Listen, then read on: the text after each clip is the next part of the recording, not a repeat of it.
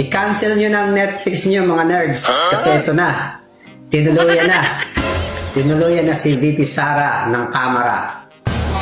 Natuluyan na rin ang impeachment sa kanya. So akala natin hindi umuusad. Akala natin hindi matutuloy. Kasi gahol na sa oras.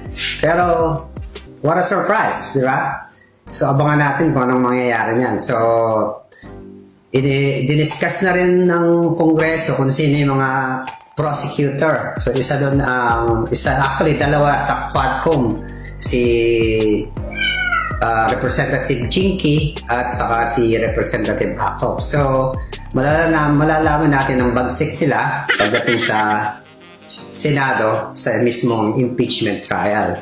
Curious din ako kung sinong magiging mga defense lawyer na magde-defend kay VP Sara. Kasi maraming magagaling na mga lawyer na kakotsaban na mga sa panig nila Duterte. So, excited ako kung ano mangyayari. So, sabi ko nga, lahat ng inyong streaming yan, i-cancel nyo na muna dahil mas magandang panoodin to. Remember, si mismo sa bunganga ni Sara na, why are you questioning the due process?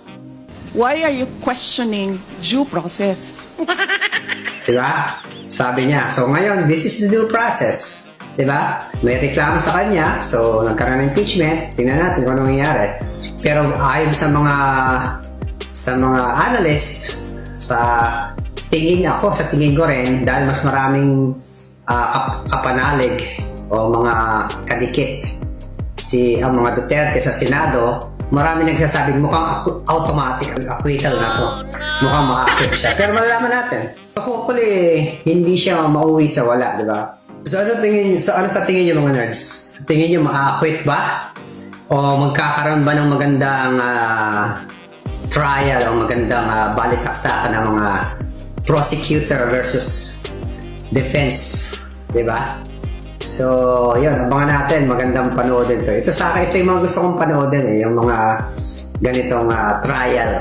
Yun na, i-cancel nyo na ang inyong mga streaming services. I-cancel nyo na ang Netflix nyo. Mas para sa akin, mas magandang subaybayan ito. Abangan natin ang susunod na kabanata. Alright mga nerds, yun ang aking quick reaction.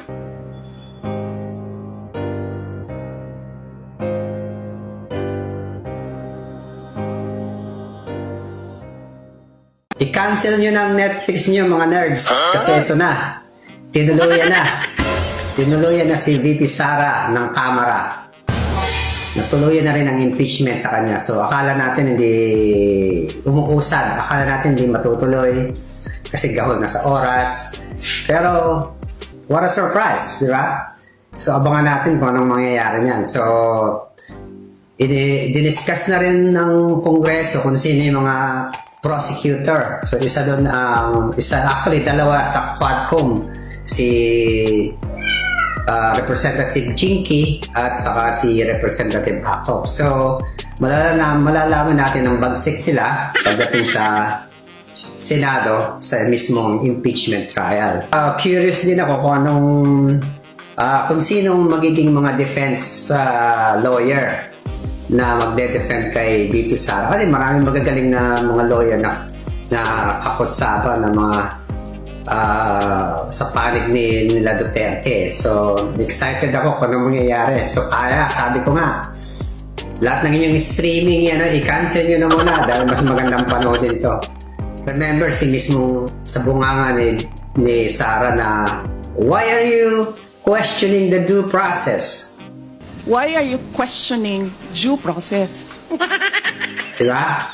Sabi niya. So ngayon, this is the due process. Diba? May reklamo sa kanya. So nagkaroon ng impeachment. Tingnan natin kung ano mangyayari. Pero ayon sa mga analyst, sa tingin ko rin, dahil mas maraming kapanalig o mga kadikit ang mga Duterte sa Senado, marami nagsasabing mukhang automatic ang acquittal na to. Mukhang ma-acquit siya. Pero malalaman natin. So hopefully, hindi siya mauwi sa wala, di ba? So ano sa tingin niyo mga nerds? Sa tingin niyo ma-acquit ba? O magkakaroon ba ng magandang trial o magandang balitaktakan ng mga prosecutor versus defense, di ba? So, yun, abangan natin, magandang panoodin to. Ito sa akin, ito yung mga gusto kong panoodin yung mga ganitong trial. Yun na, i-cancel nyo na ang inyong mga streaming services, i-cancel nyo na ang Netflix nyo. Mas para sa akin, mas magandang subaybayan ito. Abangan natin ang susunod na kabanata. Alright mga nerds, yun ang aking quick reaction.